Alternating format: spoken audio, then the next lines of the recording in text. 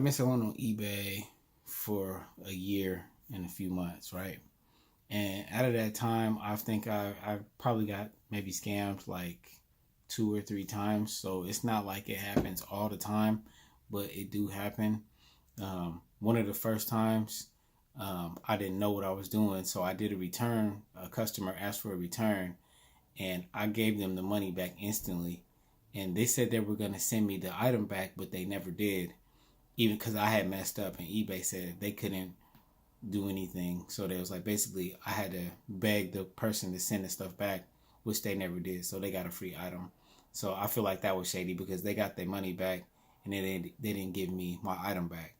And just recently, a few months ago, someone bought some shoes, and I guess they sent it to a ghost address or a fake address or something, or abandoned house, and then they did a chargeback on PayPal. And so you have to be mindful of your PayPal account because these chargebacks don't show up on eBay.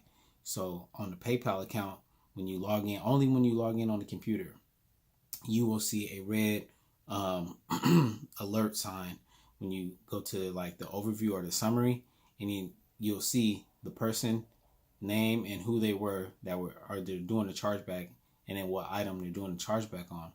And most of the time, these people are scammers. They purchase the item, and then they say, "Oh, someone stole my information," and PayPal sides with them. I feel like 100% of the time. That's some of the downside of selling on eBay is that pretty much they let the customers get away with murder. So the items that I sell, you know, I'm like, if I lose on them, I just lose on them, and I just take the loss because I still make a lot of profit anyway.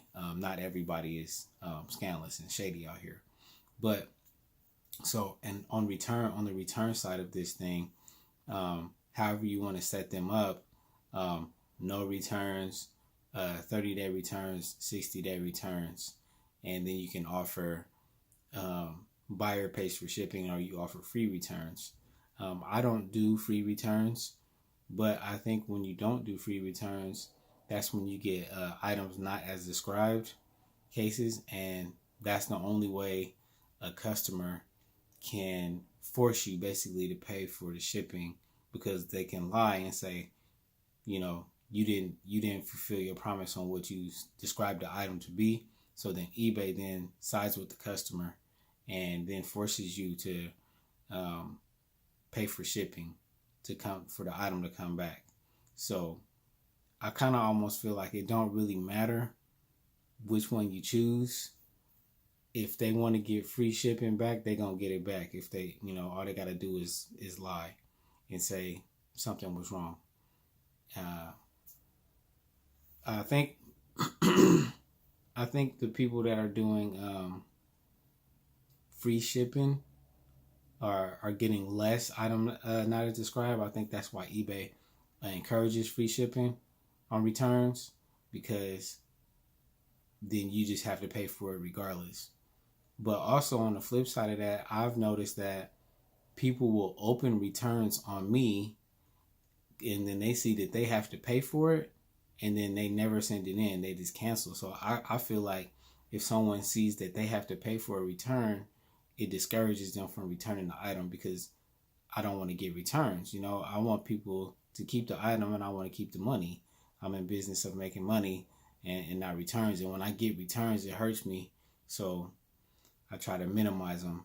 And how you can minimize your returns is to take great pictures and accurately describe all flaws in your items so that there's no surprises. But I just like to be really transparent with my products so people understand what they're getting involved in before they make a purchase. My tip to you would be to not offer free returns and to make the customer pay for the return if they want to return it back, because one, I think that stops people from trying to rent your clothing if you're selling clothing or any articles or any items. So if if they see that they got to do a return and pay for the label, they might just not even want to deal with the hassle, you know? So that's one way you can set your business up. And that's how I run mine. So it's just a tip for you.